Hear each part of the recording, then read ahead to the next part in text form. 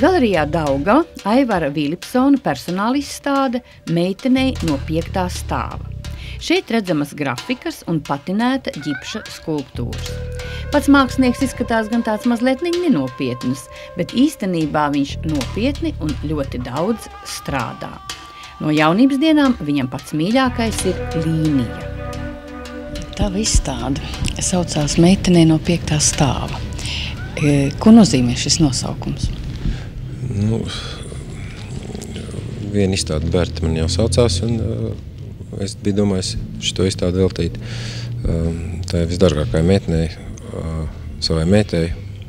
Un tā viņai tāda dzimšanas dienas dāvana bija domāta. Viņai 2. aprīlī tieši dzimšanas diena. Un tāpēc tāds nosaukums. Jo mēs dzīvojam kopā 5. stāvā. Es uzskatu, ka mākslinieks pieņemsim strādā, ja, un tas, kas viņam, ko viņš izdara un kā katrs saskata to, tas ir mazāk no viņa atkarīgs, ka viņš vienkārši, tas ir kaut kur, es nezinu, gaisā, man pat grūti pateikt, ja, izskaidrot to. Es vienkārši taisu to it kā, kas man patīk, un ar savām tehniskām iespējām, ja. Cik tālu es, pieņemsim, profesionāli zīmēju vai kā es veidoju, kāds mans stils ir. Bet tēmas, es uzskatu, tās nav no manas. Vienīgi tas, ka man patīk sievietes un ka principā pa sievietēm ir. Un kāpēc tev patīk sievietes? Es nezinu, ka viņš šausmīgi jauks ir visādā ziņā. Jā, tev arī 2 jaukas sievietes, sieva un meita. Bet tu esi beidzis tēlniekus.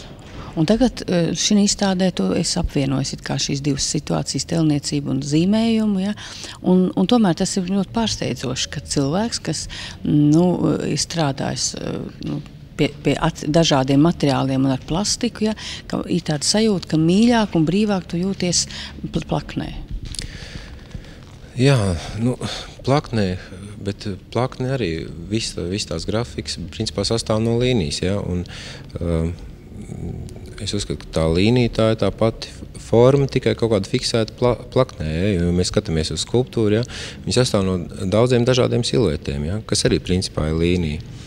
Un to, ka tu pieminēji to, ka tēlniecība un grafika, tas man arī pašam bija neliels pārsteigums, kad es pirmo reizi ieraudzīju. Kaut gan es jau tā biju visu laiku strādājis. Vīglanda muzejā, kur viens no maniem mīļākajiem tēlniekiem Vīglands, izrādās, ka viņš arī taisījis ir grafiku. Un es skatījos, kad viņa tā grafika, viņam tur bija kogriezumi gan.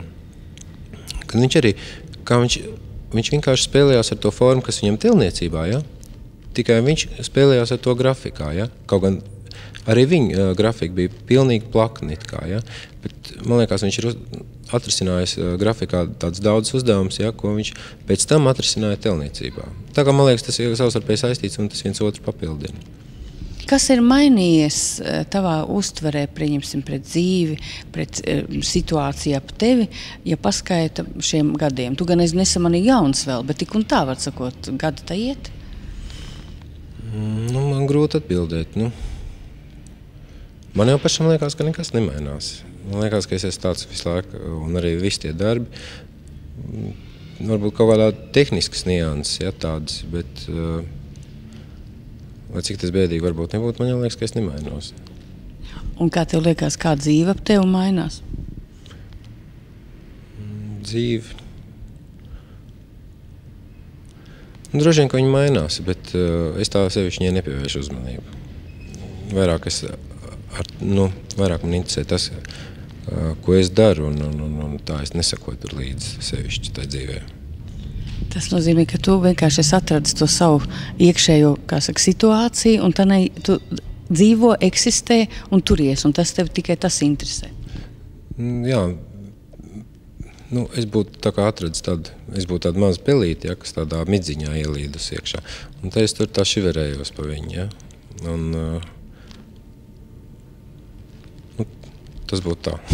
Un kas šai pelītei tas svarīgākais?